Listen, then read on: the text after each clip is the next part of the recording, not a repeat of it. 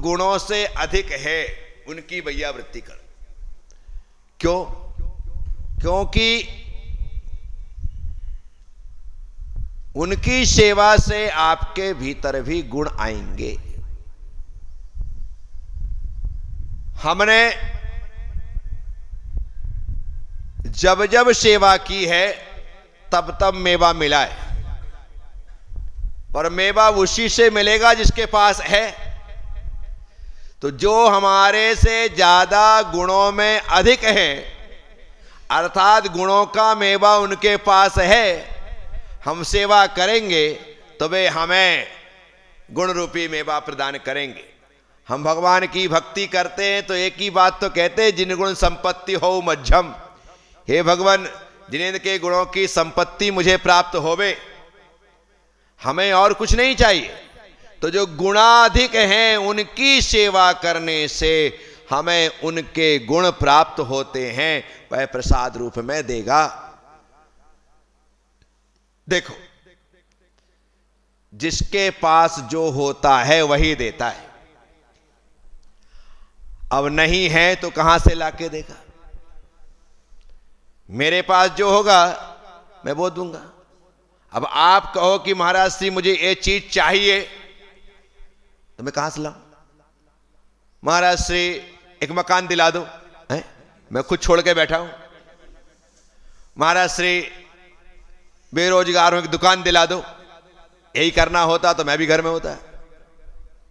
विचार करो, तो मेरे पास जो होगा मैं वही दूंगा ना। तो संत से तो सिर्फ जाकर के आशीर्वाद मांगा जाता है कि कृपा बनाए रखो, बस, बाकी तो सब मिल जाएगा, और कुछ नहीं चाहिए। आपकी छाया है तो फिर मुझे कोई परेशान नहीं कर सकता है। अपनी कृपा बनाए रखना, अपने बृहद हस्त का आशीर्वाद बनाए रखना, फिर तो मैं सबसे भिड़ लूंगा। आशीर्वाद का मतलब ही यह है कि तुम्हारे भीतर जोश पैदा कर देना, तुम्हारे भीतर ये भाव पैदा कर देना कि तुम्हारे लिए कोई संरक्षक है। तो गुरु का जो आशीर्वाद है वो संरक्षण का प्रतीक है कि मेरे ऊपर उनका आशीर्वाद है, अब मैं कुछ भी कर सकता हूं, क्योंकि छत्र छाया है, मेरा हाथ पकड़ करके चलने वाले हैं, मुझे गिरते से बचाने वाले हैं। मैं चलूंगा तो गिरूंगा, गिरूंगा तो बचाएंगे, उठाएंगे। अब मैं गिरने के डर से चलूं ही ना तो पहुंचूंगा कैसे? तो गुरु कहता है तू चल, मेरा हाथ मेरा साथ तेरे साथ है। तो ऐसा शिष्य चलते हुए मोक्ष तक पहुंच जाता है, सिर्फ एक विश्वास के द्वारा कि गुरु कृपा मेरे साथ है। और यदि वही नहीं हो तो फिर तो वह वहीं पर ढेर हो जाएगा, हार करके बैठ जाएगा।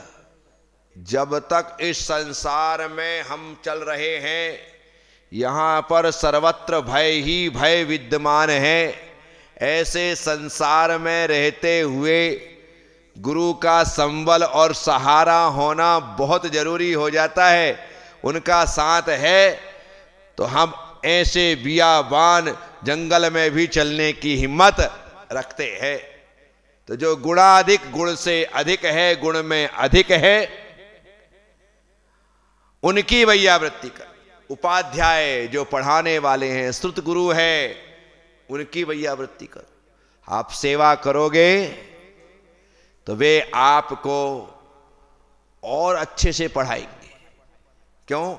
उन्हें लगेगा कितना विनम्र है, कितना विनयशील है।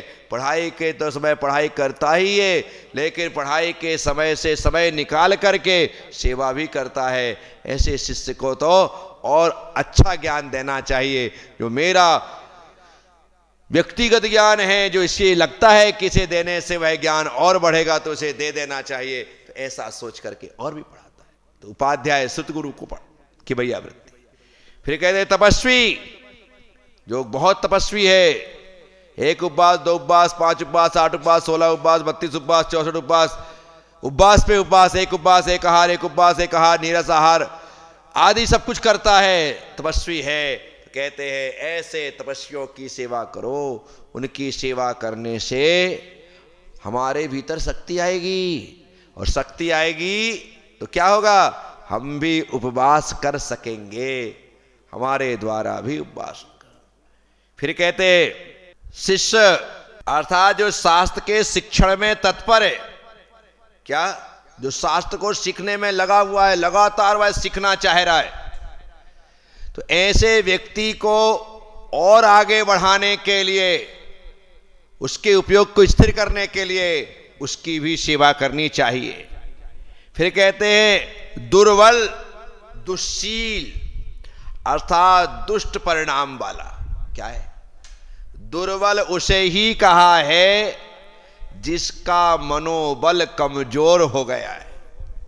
अभी हम शरीर से जिसका बल कम हो जाता है उसे दुर्बल कह देते हैं, लेकिन जो मन से कमजोर हो गया है, जो मन से कमजोर होने की वजह से रत्नात्रय से गिरने लगा है, दुष्ट परिणाम जिसके भीतर प्रकट हो गए, अशुभ भावों ने जिसके भीतर डेरा बना लिया है, ऐसा व्यक्ति दुर्बल है। वह दुश्शील वाला अर्थात दुष्ट मन वाला, जिसका मन कमजोर हो गया है वह, अथवा जो व्याधि से पीड़ित है। क्या बीमार हो जाते हैं ना, तो अच्छे अच्छे पहलवान भी बिस्तर पकड़ लेते। क्या जो व्यक्ति एक साथ कई को पछाड़ने की हिम्मत रखता था, आज जरा से बुखार ने उसकी हिम्मत तोड़ दी और वह बेड पे आ गया। अब उससे कहो कि कुश्ती लड़ ले, जो अभी बीमारियों से लड़ रहा है वह पहलवानों से क्या लड़ेगा? संभव ही नहीं। जरा सा बुखार आ जाए, एकदम शरीर टूटता है, दुर्बल हो गया। तो व्याधि से जो ग्रसित है, व्याधि से जो पीड़ित है, उसकी वैयावृत्ति। तो क्या दुश्शील दुर्बल को यहां पर दो स्थिति में लगा है। जिसका मन गिर गया है, जो मन से कमजोर हो गया है वह, और जो तन से कमजोर हो गया है वह, दोनों दुश्शील के अंतर्गत लिए गए। तो मन से जो कमजोर हो गया है उसे समझा समझा करके उसके मनोबल को बढ़ाना। आपने यदि किसी के मनोबल को बढ़ाया है ना, तो बहुत बड़ा काम किया है। कितने लोग हैं जो प्रतिदिन मरने के लिए सोचते हैं, प्रतिदिन मरने के लिए सोचते हैं। ऐसे कितने लोग हैं कि मैं मर जाऊं, जहर खा लूं, फांसी लगा लूं, लटक जाऊं, ऐसा कर लूं, कूद जाऊं, रोज सोचते, आए दिन सोचते। 2 बच्चे 10वीं में फेल हो गए, 2 बच्चे 10वीं में फेल, और दोनों दोस्त थे। एक ने कहा कि अब हम घर नहीं जाएंगे, अब नदी चलते हैं, कूद करके मर जाते, कूद करके मर जाते। तो दूसरे दोस्त ने कहा कितनी बड़ी गलती कर मत लेना। एक क्या कह रहा है, कूद करके मर जाते।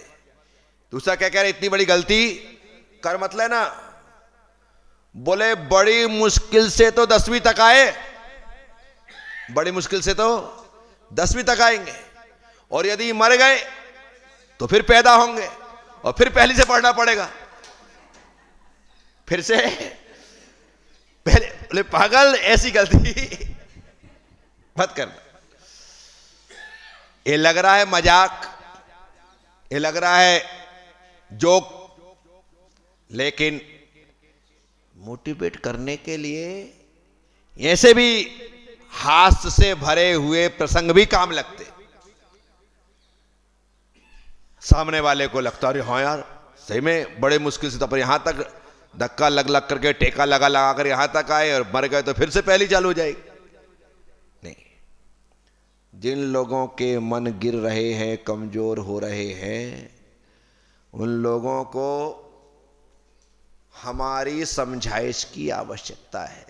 उन्हें समझाओ, हिम्मत दो, जोश दो, उनमें जुनून पैदा करो, जीने की इच्छा शक्ति जागृत करो। और ये जागृत हो गई तो आपने समझा करके ही उसे जीवन दान दे दिया है। ये जो प्रवचन आदि है ना,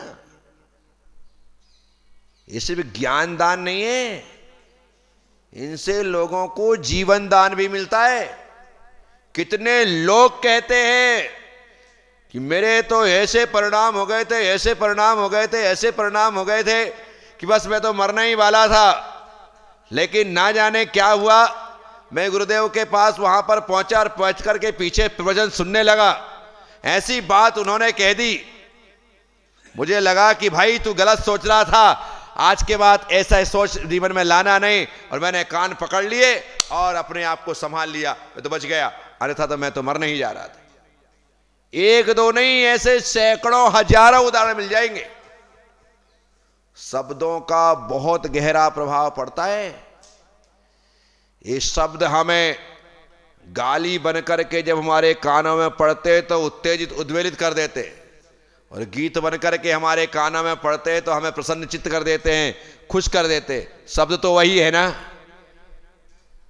वही 13 स्वर और 33 व्यंजन, इसके अलावा बाहर कुछ भी नहीं है। लेकिन यही शब्द कभी गाली बन जाते हैं और यही शब्द कभी गीत बन जाते हैं। गाली बन जाते हैं तो क्रोधित कर देते हैं, और गीत बन जाते हैं तो प्रसन्न कर देते हैं। विचार करना, किसी को सुनाना ही है तो गीत सुनाना, ताकि वह मरने मारने का ना सोचे, क्योंकि गीत कभी किसी को मरने मारने के लिए नहीं होते, गालियां ही होती है। तो यहां पर बहुत महत्वपूर्ण बात है जो कहा, दुर्बल अर्थात जो दुष्ट परिणामों से युक्त हो गया है, पहली बात, और इसका शरीर व्याधियों से ग्रसित हो गया है, दूसरी बात। तो तन से दुर्बल और मन से दुर्बल, उसे कुशल कह दिया। फिर कहते हैं साधुगण, जो ऋषि है, मुनि है, यति है, अनगार है, ये सब साधु, चार संग, इनकी भैयावृत्ति कर। कुल, गुरुकुल परंपरा और संग, चतुर्विधि श्रवण संग, समनोग, सुख से आसीन और सर्वोपद्रव से रहित, ऐसे साधुओं पर आपत्ति या उपद्रव के आने पर उनकी भैयावृत्ति करनी चाहिए। क्या करनी चाहिए? भैयावृत्ति।